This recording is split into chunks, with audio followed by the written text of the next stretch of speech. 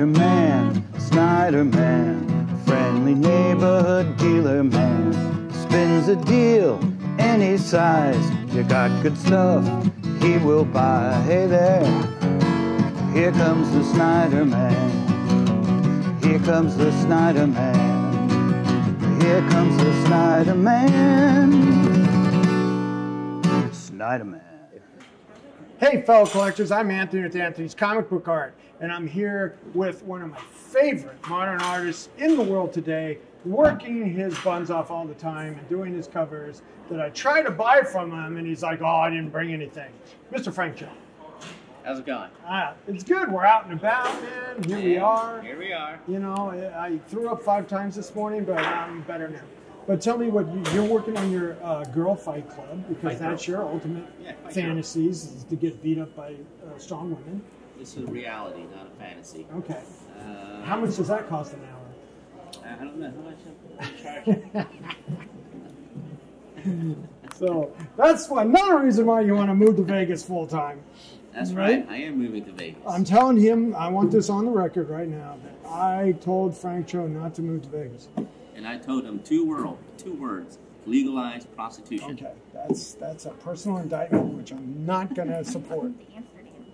What's an answer to that? Oh, better hookers. Really? Yeah. No, I used to stay at the Wynn, and they'd come up to me, and I'd be like, no thanks. Really? Yeah, unbelievably hot young women that were putting it out there. Let's put it that way. There's this one middle bar in the Wynn, and that bar that it's surrounded by casino, and that's where all the working girls hang. Really? So just where FYI. Where your family's from? No. From the middle bar at the Wynn? Yeah. Actually, a funny story. I am actually from where the Wynn is, because the Wynn used to be the Desert Inn, and that was Wilbur Clark's Desert Inn. And my name is Anthony Clark Snyder, and he was my godfather. Really? Yeah. So. Wow. So where in Vegas did you live? Well, I mean, at the time, it was just, where the Sahara is, and the old properties. The east side, right? It was 1401 South 6th Street. I mean, it's it's not a good neighborhood anymore, but back then it was very located, centrally located for my dad to get to work, because he was the PR director of Caesar's Palace and opened Caesar's Palace, and then he opened Tropicana as the PR director. So that was his day job. And then when he lost his gaming license from run-in with the Kennedy administration, Bobby Kennedy actually indicted him. He lost his gaming license, and that's when he shifted into actually writing a column and trying to promote himself as a sports writer. Right. And then he put out the Las Vegas line in that column. Right. And that's how the first wave of people actually were getting the line from Vegas. So was your dad connected to the mob? No, see, that's the problem. Well, he worked for those guys, but he wasn't in the mob. Yeah, he wasn't because he was Greek and he was just wanting to work. Right. And then when things got bad, like when that Joe Pesci character in Vegas, that was a real guy. Was it? He really did make trouble for everybody in Vegas. That's when we moved out. Oh, okay. That was a direct effect. And then you moved to the East Coast? We moved to the East Coast, and that's when he got the job with CBS as a sports writer, because that was the first show going on, and they were looking for, they were hiring from people with a background in sports. Right. And that's how and there's a new book that just came out called You're Looking Live, about the original cast of the NFL Today show and how it changed TV. Right. And my dad, this is supposed to be about you. Right. Not me. No, it's but my dad was, I'm proud of the fact that my dad was the very first guy with a background in sports betting and running his own sports book that picked games on TV. But enough about me and my family history. So you're really you're thinking about moving and hanging out with John Oppenheimer? Yeah. The whole Torpedo comics and all that stuff, yeah. Is he a part of the whole Torpedo family there? Wow, I'll hang out, So. Then he's developing, I would call myself a mini mogul, but he's like a full-size mogul.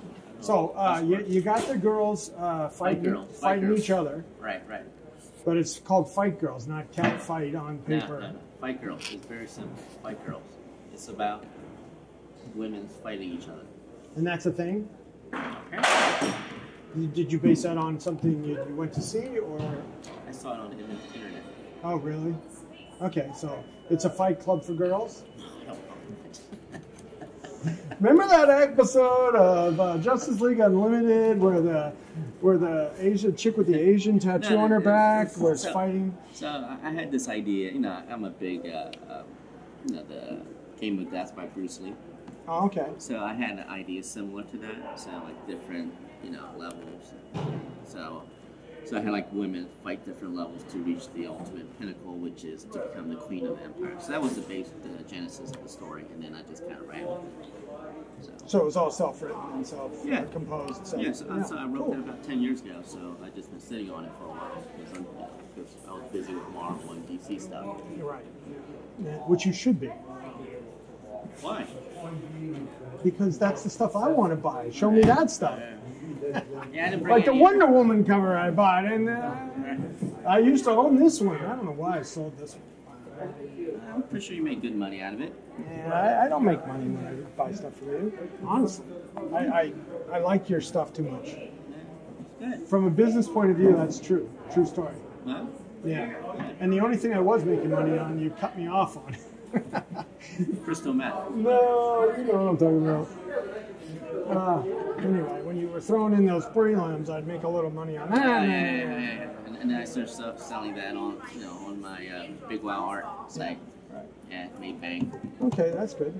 But any covers, any hero covers, any Harlequins, I haven't sold it. I mean, I didn't bring any. I mean, Why would you want to make money out of New York Comic Con? I don't know. All I got is checks to write. I know. No, I mean, I was really busy with my deadlines, and I just didn't have time. How many issues is that going? 5 issues. Oh, just 5? Okay. Yeah. So I'm finishing up the last few pages of issue number 5 right now. And they're 20, 25 pages each type thing? Yeah, actually, the first 3 issues was almost full size. Oh, 30 really? pages. Okay, so it was more like an 8 issue rather. And when you kind of break it all down, it's about 6 issue, 7 Okay. issue miniseries if you go by the page now. Awesome. And then what are your plans next with that? So I just agreed to do a second book for AWA Studios. It's going to be called Russian Red. It's going to be an action horror story. An action horror story. And then once I finish that, It's about Russian spies that are actually werewolves, vampires. Okay, I was right there with you. Come on, give me credit on that one. Yeah. All right. Vampires, and then after that, I'm going to finish up World of Pain, War Witch, and all these other projects that I've started with my buddy Tom Zagaski. Okay. Yeah. All right, cool. So you're going to give Marvel and DC some airspace for a while. Well, yeah, I mean, like... It sounds like you got a couple years of work in it. Yeah, I mean, I'm still open to doing covers for Marvel and DC, but things are just kind of crazy. But technically, as you do a cover, and you do that large arc, Right. 2 weeks? No. It takes me 3 days. Really? Depends. That's even more impressive. I mean, depending if it's like very line intensive, like the Franklin Booth style that I do, that will take me about a week. But if it's just a regular cover, it's like 2-3 days. Like what he means by Frank, this one, right? Yeah. This one. This is what he means by that. Yeah. That's awesome. That would take me like a week. Now, have you sold that one? Oh, it's long gone. Yeah. And I think the guy flipped it too. Somebody makes money on your stuff. I don't know. I got to Jesus. figure out how. I got to figure out how. So I'm looking forward to something else you can sell me. You want to talk about your outrage book at all? Or? I thought they were all sold out, but I think that's like the last few copies, right? Yeah, I think that's like the last box. So you're here all weekend. And, I'm here all weekend. Yep. And you're in the which row? Artist Alley. You're in the Artist Alley with what flag is this? What business is this? We're behind the Artist Alley behind. Comic Sketch Art. Comic Sketch Art. So we're setup. right by the pillar. I mean, it's like Boston Square Gardens here, And it's like Yawkey Field. yeah, it's like, it's terrible. The Red Sox. That's the first. That's funny you mentioned that because the first time I went to a Red Sox Yankee game, I was sitting right behind freaking Gerger. That's the only ticket you could get, and especially that's what they sold Yankee fans as they were walking in. Anyway, so Frank, it's always a pleasure to talk to you. Thank you so much. I appreciate it. I love and appreciate your work, and I hope you'll keep it up at this quality. So that's another reason why I'm warning you: don't move to Vegas. All right. So I'm Anthony with Anthony's Comic Book Art with Frank Cho. Thank you very much.